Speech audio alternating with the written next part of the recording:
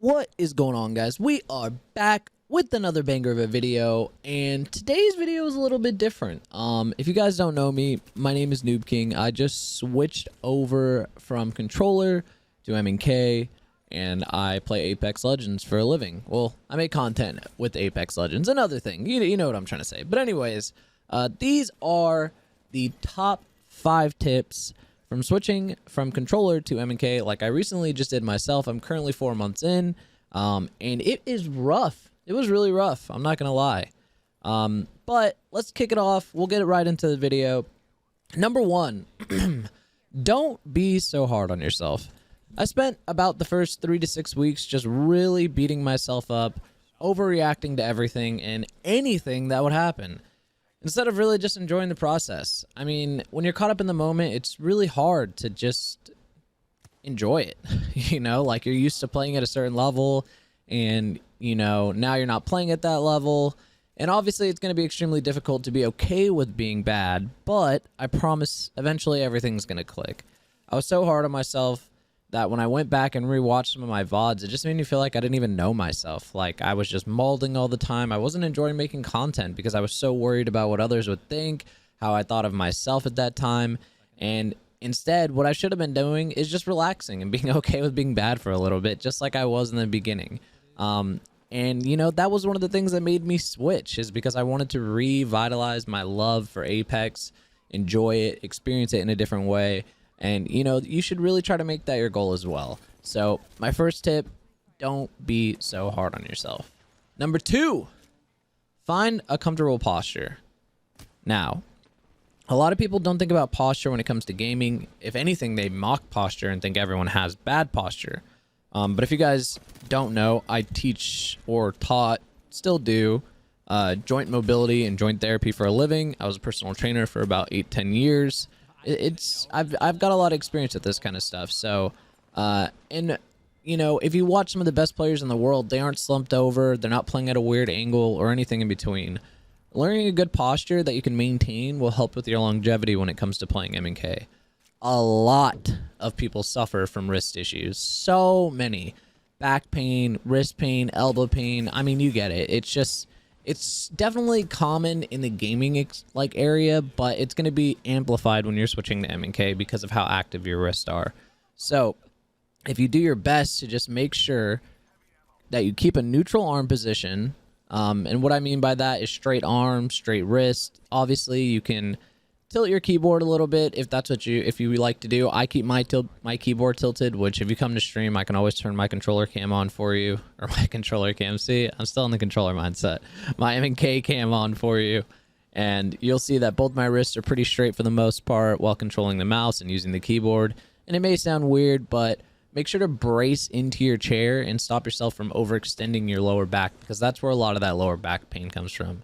And obviously, get up, walk around, stretch a little bit.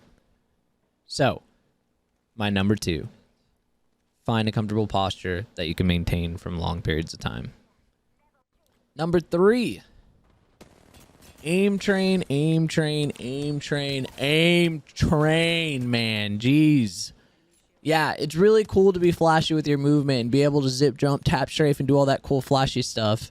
But if you can't hit your shots, you're not going to have fun. And everyone's probably going to be wondering what the heck you're doing. Like, I always wonder what people are doing when I just see them moving and never shooting their gun.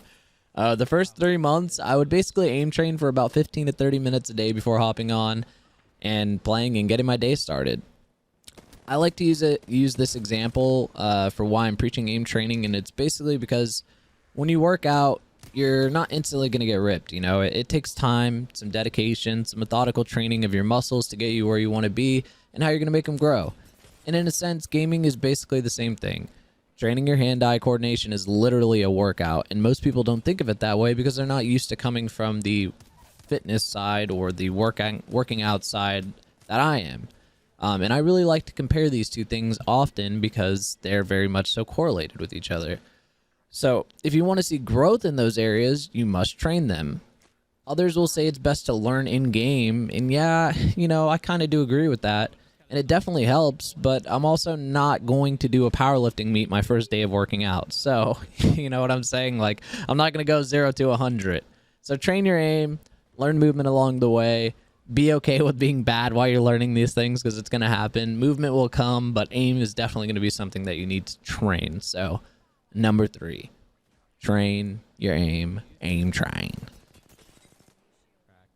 These are basically my top 5 tips, you know, and they may vary between everyone, and some of you may not find this stuff important, but personally, I feel like if I would have known these tips, I would have been a way better player sooner. And you know, obviously not everyone's going to tell you everything. You're not going to be able to find out everything, and you just kind of got to learn from failure so you can progress through that failure and learn from those mistakes. So back to the tips. Number 4, mouse pads. Mouse pads mean more than you can really understand, especially if you're not used to playing MnK. And trust me, I found out the hard way. Luckily enough, though, I was able to pick up a pad from Locust GG, which, you know, I'll link them below if you guys are interested in trying out those pads, as your boy is sponsored by them, so use code noob at checkout. I'll link that below. But anyways, and it ended up being something that I preferred for my style of play. It was smooth. It was a great mouse pad. My mouse glided across it perfectly, but I ended up spilling coffee on that pad. Yeah. I know. I need a sippy cup. People have told me it's all right, but I ended up spilling a mouse pad on that and had to order a new one.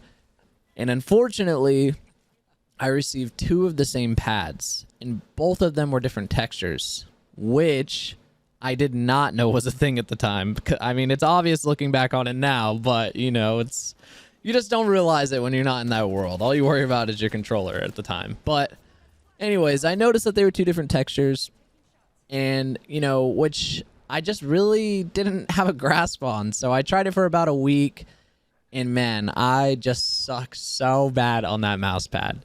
And it was literally just the texture.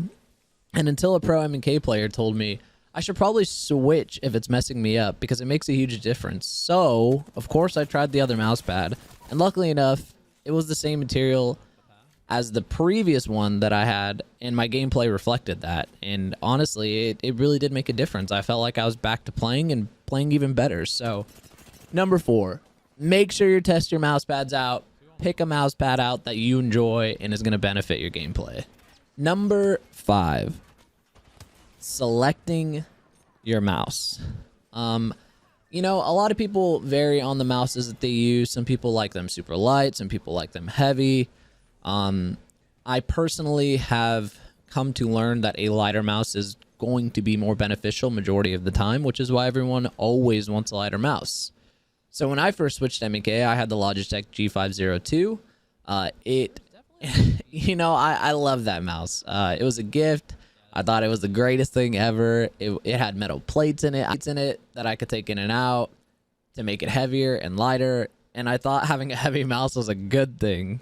Until one of my friends at Razer sent me a really lightweight mouse compared to what I was playing with before. And holy, did it make a difference. It literally felt like the mouse was a part of my hand, if that makes sense. And like I mentioned before, the mind-muscle connection was literally like 10 times easier. And I think having a lighter mouse is definitely going to benefit you, but obviously you need to find the right mouse for you. You know, you're going to have to explore a little bit to figure out what that looks like. Currently, I'm using the most up-to-date version of the Razer V2, which I'm in love with. I would recommend it. I'm not sponsored by them or anything, but I definitely would give it a try. So, my last tip is make sure you take your time when selecting your mouse. It does make a difference. I promise you it does. There's probably always going to be a better mouse out there, but make sure you find the mouse that you're most comfortable with. Well, if you made it this far, I just want to say thank you guys for watching. And if you guys would be interested in seeing things like my aim training regimen, in-game and out, what my setup looks like, or any other suggestions you may have, let me know in the comments below. And as always, I'm Noob. Love you guys. Peace.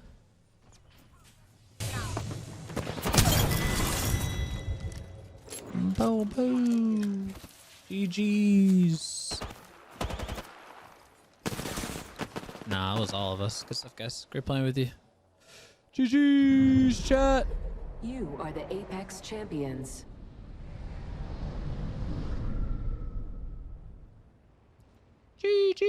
GG's.